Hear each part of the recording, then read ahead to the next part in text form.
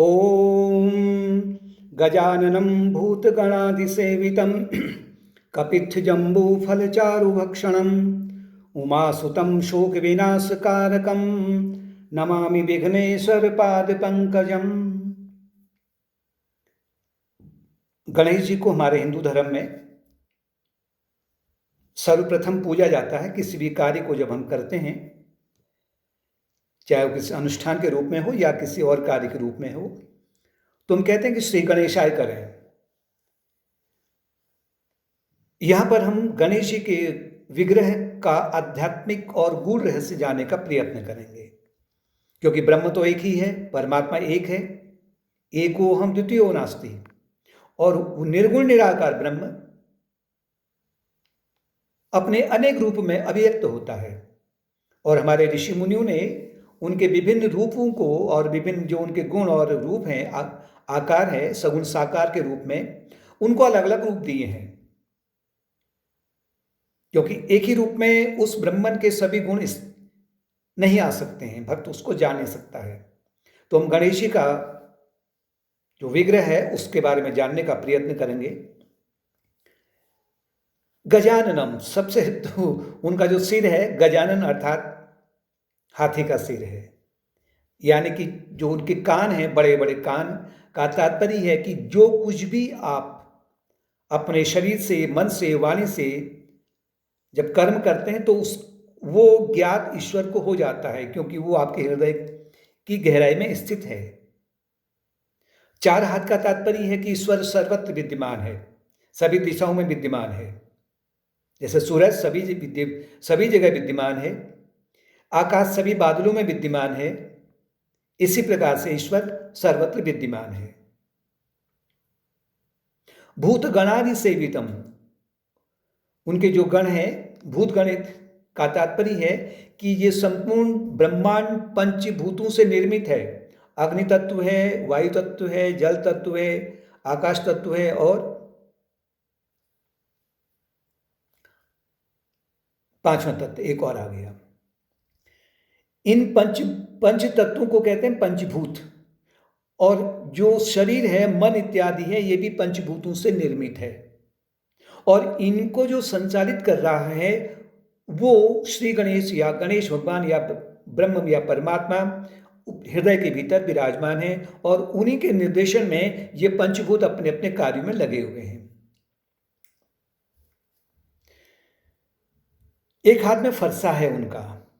फरसे का तात्पर्य है कि भक्त जब आध्यात्मिक क्षेत्र में आगे बढ़ता है तो योग का पालन करते हुए वो अपने भीतर के जो अवगुण हैं, जो विकार हैं, विकार जो असुर के रूप में हैं, वो असुर के रूप में विकार उसके धीरे धीरे दूर होने लग जाते हैं। इसका तात्पर्य है कि अगर आप उपासना के मार्ग को पकड़ करके, मतलब भक्ति और ध्यान के मार्ग को पकड़ते हैं, तो शरणागत होकर के आप कार्य करते हैं, तो आपके भीतर के और बाहर के जो शत्रु हैं, बाहर के शत्रु भी आपके साथ में व्यवहार उनका बदल जाता है, लेकिन जो मुख्य रूप से जो भीतर के शत्रु हैं वो नहीं रहते हैं, वो धीरे धीरे समाप्त हो जाते हैं। एक हाथ उनका अभय मुद्रा में है। अभय मुद्रा का तात्पर्य है कि जो भी आपके जीवन में आ रहा है उसको अगर आप शरणागत भाव से कर रहे हैं तो आपको उसकी चिंता ये नहीं करनी है कि मैं योग मार्ग का पालन कर रहा हूँ, इसका मुझे फल मिल रहा है या नहीं मिल रहा है, ये सब आपको केवल ईश्वर के हाथ में छोड़ देना है।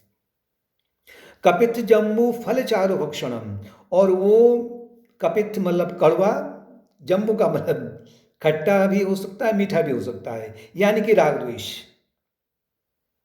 राग द्वेष के आधार पर ही व्यक्ति निरंतर अपने कार्यों में लगा हुआ है। कहीं राग में है तो फिर द्वेष में है, द्वेष में है तो राग में है।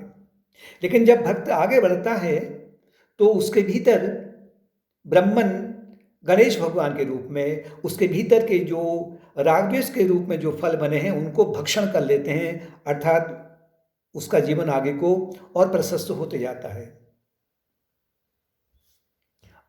लंबोदर, उनका पेट बड़ा दिखाया गया है। जिस प्रकार से सपने में व्यक्ति एक नए संसार की रचना कर लेता है, संपूर्ण ब्रह्मांड की रचना कर लेता है और उसमें वो अनेक प्रकार के अनुभवों को करता है, लेकिन जैसे ही वो सपने से जग जाता है तो पूरा का पूरा सपना जैसे कि उसने निगल लिया है। मतलब इतना बड़ा पेट है उसका कि पूरा का पूरा सपने का संसार निगल लिया है। इसी तरीके से भक्त को ये ज्ञात होना चाहिए कि जागृत अवस्था भी एक प्रकार का स्वप्न है, ये दीर्घ स्वप्न है। और जब भक्त धीरे धीरे आत्मज्ञान की ओर बढ़ता है तो धीरे धीरे ये संसार उसके सामने से मिटने लग जाता है, अर्थात वो संसार को नहीं देखते हुए केवल ईश्वर की लीला को देखता है। इसे कहते हैं लंबोदर। और जो उनका वाहन है उसका नाम है मूषक। मूषक का तात्पर्य है कि वो आपका कंप्यूटर है ना आपका, तो वो भी क्या होता है कि उसमें भी आपका माउस होता है और माउस आपके कंप्यूटर के भीतर से गूगल में से निकाल निकाल करके सामने ले आता है। मतलब उसमें वो अंदर से उथल पुथल करता है।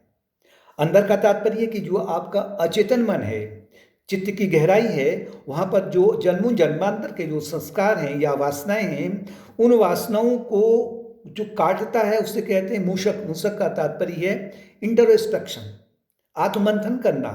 आत्ममंथन करने के बाद में आपके भीतर जो आत्ममंथन रूपी चूहा है वो अब आपके भीतर से वासना रूपी जाल को काट डालता है।